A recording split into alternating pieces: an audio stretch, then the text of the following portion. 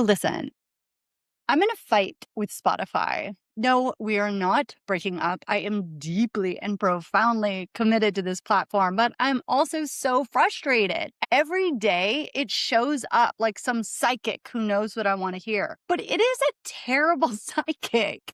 It does not matter what I start to listen to, what radio I ask for based on what genre or song. It consistently thinks all roads lead to Stevie Nicks. And yes, Edge of 17, White Winged Dove is arguably a perfect song in every facet. But for the love of pigeonholing Spotify, quit it. I was listening to flamenco. I was listening to Afrobeat EDM. Jamie, based on what you've listened to before, no, quit. Stop right there. Based on what you've listened to before is exactly how people become boring. Your algorithm is pigeonholing you and me. Your algorithm looked at you and said, "Oh, you like blueberries? Here's 400 more blueberries." And never once asked if today I would like to try a mango. I also like mangoes.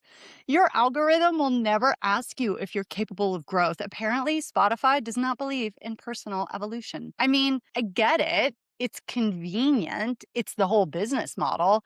But somewhere in the last 10 years, we let a computer decide what our ears deserve to hear. And today, I want to talk about why that is a tremendous missed spiritual opportunity dressed up as comfort tunes. So let's get into it. If you are here, you are meant to be here. This is Staying Aligned. I am Jamie Roddy, your deeply fallible cohort through the chaos of life. And here at Staying Aligned, we know that all success, joy, love, health comes from aligning ourselves with universal love, God, source energy, infinite potential, whatever you want to call it. What we do is we extract wisdom from every tradition, but leave the patriarchy and homophobia, a dogmatic religion, decidedly the heck out. So here's the thing about algorithms nobody wants to say out loud. They're not actually reading your soul. They're reading your last click. And then they build you a little box out of that click and hand it to you, gift wrapped, called For You. You watched one video about tiny homes? Congratulations, you're a tiny home person now.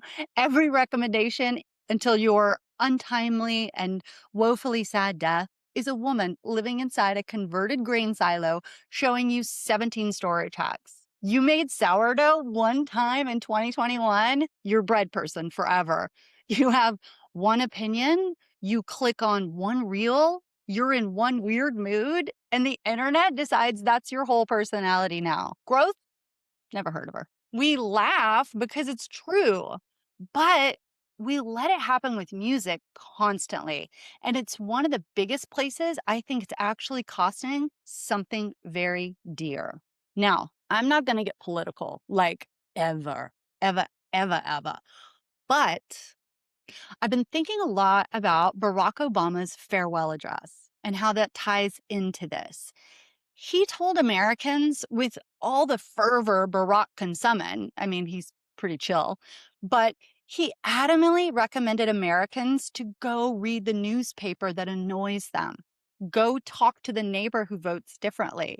He pleaded with the public to follow accounts that were decidedly from the other side. Not because you're going to switch teams, but he was encouraging America to understand the other side of our same coin. And guess what? Understanding takes curiosity, and curiosity requires you to leave the room you already agree with. It was a treatise on being open minded, and it really stuck with me, y'all, all these years later. And I keep thinking, what if we did that with music? What if instead of I hate country, you said, surely there is one country song out there that I might find delightful? I'm not asking you to line dance at a bar called Cowboys or something. I'm just suggesting that if you loosen your grip on certainty for 3.5 minutes, you might find some unexpected delight. Being your deeply fallible cohort, here's my full disclosure. I don't like jazz. I have tried, y'all. I have genuinely tried multiple times. Every jazz person has this same unshakable confidence that you just haven't heard the right song yet. And they send it to you with the intensity of someone handing you the cure for all that ails you. And every time I listen, I want to like it. Jazz people always seem so cool and smart, like they're leaning on brick walls, wearing sunglasses and scarves in July. They clearly know something I don't. But so far, it still sounds to me like six incredibly talented people politely arguing in music with each other. My favorite joke of all time from The Office was when Angela said about jazz, just play the right notes. But I keep trying. Not because I expect to wake up next Tuesday craving Chet Baker, because I never want to be the person who said, I've already decided. That sentence is counterintuitive to a life of wonder and delight, which is like my total MO. And saying I've already decided is insidious, y'all. It doesn't stay in the music app. It leaks into how you see people, ideas, books, travel, faith, food, God. The second you stop being curious and open, your whole world gets smaller. And like, ew, ain't nobody got time for that. I have a group of older friends who clench up at even the thought of techno, house music, or EDM. But I love it because I love to dance. Your girl's always moving. So I started amassing a playlist, my sneaky little playlist. It's comprised of soft rock and yacht rock EDM remixes. And it is such a banging crowd pleaser, y'all. Everyone who hates EDM is suddenly bopping around a little to this upbeat Steely Dan, this totally danceable Hall & Oates. Ha ha, tricked you. Now you like something new. But I do it for myself too. I honestly try to not let music just be background. Art should never just be background. Here's one of my actual practices, and it's stupidly simple. I started treating music like meditation instead of background noise. Not just when I'm folding laundry to make it marginally less tedious, an actual practice. So instead of following the lyrics like I always do or bopping along mindlessly, sometimes I'll only listen to the bass line. Have you ever really listened to the bass? Those people are doing the Lord's work and nobody claps for them. Then I'll track just the drums. Poor drummers. They're like the middle children of every band. Nobody leaves a concert going, did you see that hi-hat work? But they are the absolute backbone of the entire ensemble. Take them away and the whole song collapses, full stop.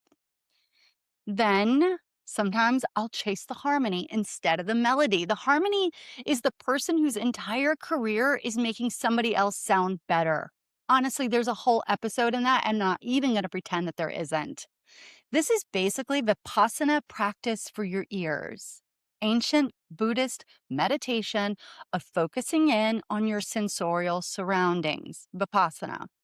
You're not trying to identify the song or decide if you like it or figure out what to make for dinner while you're listening. You're just noticing. The horn hits, the bass moves under your ribs, the harmony shows up like 2 beats later than you expected and somehow becomes the whole point. That's it. That's the practice. Musical Vipassana, man. And can we talk about concerts for a second?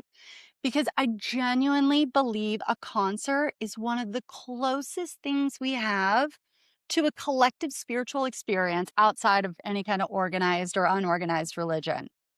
40,000 strangers in a field.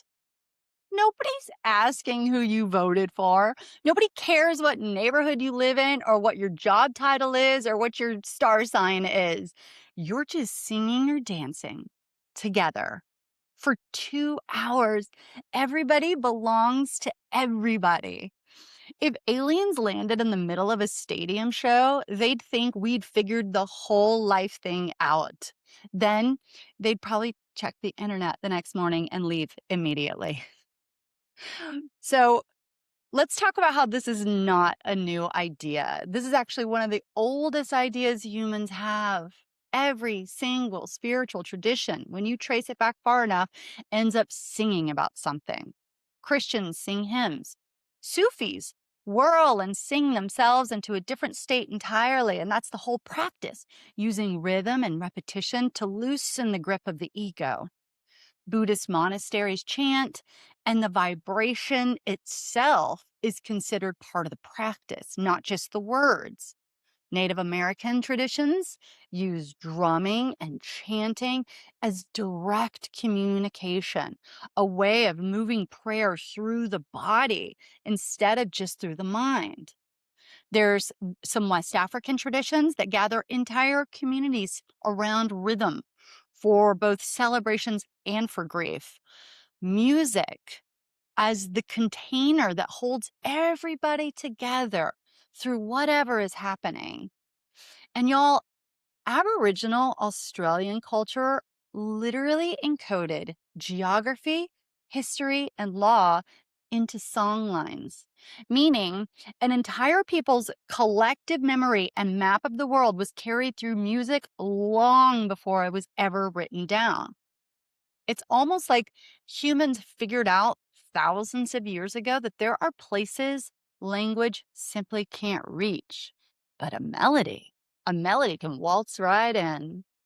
Every wisdom and love tradition found its way to the same conclusion from totally different directions per usual. And when that many unrelated traditions land on the same truth independently, we gotta sit up and pay attention. That's essentially God waving at us from multiple directions at once. Babies dance before they can talk.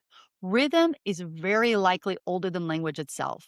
Harmony might have been our first language, and words came along later to explain what our bodies already knew. Now, look, I love a good sage as much as anybody, but I also love it when the science nerds show up and go, yeah, actually, we can back that up with data.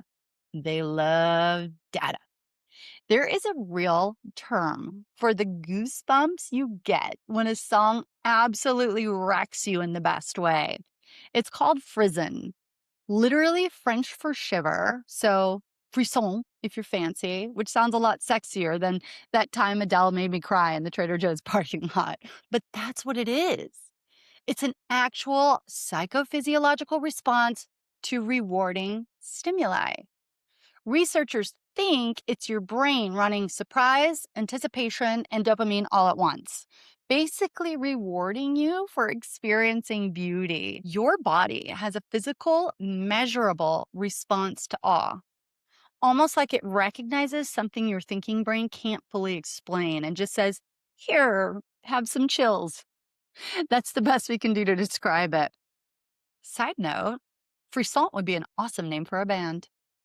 Anyways, and also, you've probably heard the science about Queen's Don't Stop Me Now. It gets tossed around as scientifically the happiest song ever recorded, tied to tempo and key and that relentless upward energy. I'll be honest, the science behind that particular claim is a more fun marketing study than peer reviewed for the ages. So take it with a grain of salt. But the underlying idea holds up everywhere real research has looked. Certain tempos and rhythms do measurably shift your nervous system. That's not woo, that's science. That's how your ears and brains are wired. So when the mystics tell you music moves you closer to God, and the neuroscientists tell you music physically alters your brain chemistry, those aren't two different conversations. That's the same conversation happening in two different languages. Because the whole point of these conversations here is to help us all stay aligned with our highest and best universal selves. And music is a very powerful, incredibly abundant tool that most of us are just leaving on the table. Okay, we're not just here to wax poetically. So, of course, I've got actionable tools for you so that you can increase your connection to music and therefore strengthen your connection to God, source, universal love, etc. But real quick, if any of this is feeling good for you, come keep it going with us over at stayingaligned.org. We've got a full community, guided practices, meditations, and a whole lot of cool cats trying to figure this stuff in real time, working alongside you, totally free. So come hang with us. All right. So, tips and tricks. Here's your homework. And I want you to have fun with it because leaning into joy is half of staying aligned with source. I want you to confuse the heck out of your algorithm. Make Spotify, Pandora, whatever platform you use, think you got hacked. Over the next week, deliberately go find one bluegrass song, a jazz song, one piece of classical music, one Afrobeat track, one Mongolian throat singing recording, one indigenous drum circle, one opera aria. You don't have to love any of it. You just have to actually receive it. And when you listen, don't do it in the car answering texts at a red light. Sit there. Close your eyes if you're not driving. Pick one instrument and only follow that one thread through the whole song. The way I told you about the bass or about the harmony. Notice where in your body you can feel it. That's the whole practice. No spreadsheet, no journaling required, just presence. I can almost guarantee you one bona fide experience of frisson, which is just so delicious. Honestly, it's like a musically induced skin orgasm. I said it, I mean it. Gorgeous. Maybe you'll hate every single one. Generally fantastic. That's a real result too. But maybe somewhere in there, one note or one chord change or one lyric finds you exactly at the moment you needed to hear it. And when that happens, don't thank the algorithm. Thank your own willingness to wander outside of the box it's trying to keep you in. Because I have a sneaking suspicion God spends a whole lot of time waiting just outside our usual playlist, patiently, with really good taste, wondering when you're going to hit shuffle onto something new. And hey, if you liked this episode, do the world a favor and hit subscribe, drop a rating, share with one person who needs to hear it. That's how this whole thing grows, one weird recommendation at a time, kind of like a good playlist. All right, friends, per usual, we're going to give ourselves the gift of a short guided meditation to close. Don't skip ahead. This gift is for you to help you stay aligned. Let's close our eyes for a minute. Wherever you're sitting, let your shoulders drop about an inch. You've been holding them up around your ears this whole episode. I could feel it from here. So take a deep breath through the nose, hold it at the top, and let it out slowly through the mouth. And again, while you release your jaw, your shoulders, your face, your legs, keep breathing through the nose, hold it at the top, and sink a little further while you breathe it heavy out the mouth. While you keep breathing, I want you to think of a song, any song. The first one that shows up, don't overthink it. Let it play in your mind for a second. Now notice, where do you feel it? Is it in your chest, your jaw, the back of your throat? Music doesn't just live in your ears, it lives in your body, and your body has been keeping a record of every song that ever moved you. Breathe in again through the nose, holding at the top. And as you exhale, I want you to imagine, just for a second, that every tradition, every chant, every drum circle, hymn, or song you've ever loved is actually the same song, being sung in 1,000 different languages by 1,000,000 different voices across every century humans have existed. All of it reaching toward the same thing. Keep breathing. All of it reaching to connection, belonging, God, however you say that word. And as you breathe, imagine the entire world singing that one song of connection together. You are one more voice in that universal song. You always have been. Take one more breath and keep imagining yourself as one more voice in a tremendous chorus that's happening globally, simultaneously. You can feel it in your body, that connection, that grace, that lightness. Continue breathing and sitting in this vibration of connection. This is just one more way we stay aligned. Stay here as long as you want. I'll see you next Sunday.